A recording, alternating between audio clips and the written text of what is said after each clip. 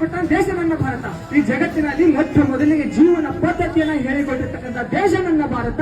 ಅಷ್ಟೇ ಅಲ್ಲ, ಈ ಪ್ರಪಂಚದಲ್ಲಿ ಅತಿ ಹೆಚ್ಚು ಹಾಲನ್ನು ಉತ್ಪಾದನೆ ಮಾಡ್ತಕ್ಕಂಥ ನಂಬರ್ 1 ರಾಷ್ಟ್ರ ನಂದು. ಇಡೀ ಪ್ರಪಂಚದಲ್ಲಿ ಅತಿ ಹೆಚ್ಚು ಮೊಬೈಲ್ಗಳನ್ನ ತಯಾರಿಸ್ತಕ್ಕಂಥ ನಂಬರ್ 2 ರಾಷ್ಟ್ರ ನಂದು. ಇಡೀ ಪ್ರಪಂಚದಲ್ಲಿ ಅತಿ ಹೆಚ್ಚು ಇಂಜಿನಿಯರ್ಗಳನ್ನ ತಯಾರಿಸ್ತಕ್ಕಂಥ ನಂಬರ್ 1 ರಾಷ್ಟ್ರ ನಂದು. ಇಡೀ ಜಗತ್ತಿನಲ್ಲಿ ಅತಿ ಹೆಚ್ಚು ಡಾಕ್ಟರ್ಸ್ ಗಳನ್ನ ತಯಾರಿಸ್ತಕ್ಕಂಥ ನಂಬರ್ 1 ರಾಷ್ಟ್ರ ನಂದು.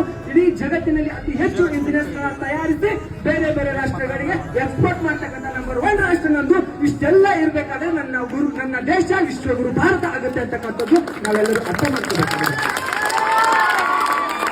ಅದು ಮಾತ್ರ ಅಲ್ಲ, ಸ್ವಾತಂತ್ರ್ಯ, ಸಮಾನತೆ, ಸಹೋದರತ್ವ, ನಾವೆಷ್ಟೇ ಜಾತೀಯತೆ, ಧರ್ಮ ಇದೆಲ್ಲ ಬಿಟ್ಟರು ಕೂಡ ನಮ್ಮಲ್ಲಿ ತಾಳಮೇಳ ಇರ್ಲಿಲ್ಲ ಅಂದ್ರೆ ನಮ್ಮ ದೇಶ, ನಮ್ಮ ಸಮಾಜ ಮುಂದುವರಿಯಲ್ಲ. ಸೊ ಅಂತದ್ರಲ್ಲಿ ನಾವೆಲ್ಲರೂ ಒಂದು ಅಂತಕ್ಕಂಥ ಮನೋಭಾವನೆ ನಾವು ಅರ್ಥ ಮಾಡ್ಕೊಬೇಕು. ಅದಕ್ಕೆ ಮಹಾತ್ಮರು, ಮೇಧಾವಿಗಳು ಒಂದು ಮಾತು ಹೇಳ್ತಾರೆ, ನಮ್ಮದು ಪುಣ್ಯ ನೆಲ. ಏನೋ ನಮ್ಮದು ಪುಣ್ಯ ನೆಲ, ಇಲ್ಲಿವೆ ಹಲವು ಕುಲ. ನಮ್ಮದು ಪುಣ್ಯ ನೆಲ, ಇಲ್ಲಿವೆ ಹಲವು ಕುಲ. ನಾವೆಲ್ಲರೂ ಒಂದಾಗಿ ಬಾಳುವುದೇ ನಮ್ಮ ಬಲ. ಅದುವೇ ನಮ್ಮ ಭಾರತಾಂಬೆಯ ಹಂಬಲ.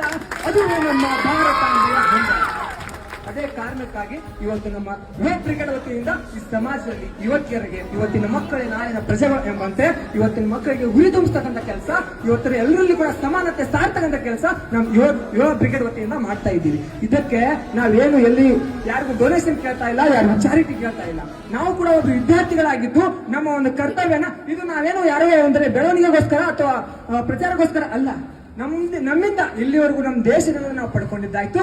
ಇನ್ಮೇಲೆ ನಾವು ವಿದ್ಯಾರ್ಥಿಗಳಾಗಿ ಒಂದು ಸಮಾಜದಲ್ಲಿ ಒಬ್ಬ ನಾಗರಿಕನಾಗಿ ನಮ್ಮಿಂದ ಈ ಸಮಾಜಕ್ಕೆ, ನಮ್ಮಿಂದ ಈ ರಾಷ್ಟ್ರಕ್ಕೆ, ನಮ್ಮಿಂದ ಈ ದೇಶಕ್ಕೆ ಏನಾದ್ರೂ ಕೊಡ್ಬೇಕಂತಕ್ಕಂಥದ್ದು ನಮ್ಮ ಮನೋಭಾವನೆ.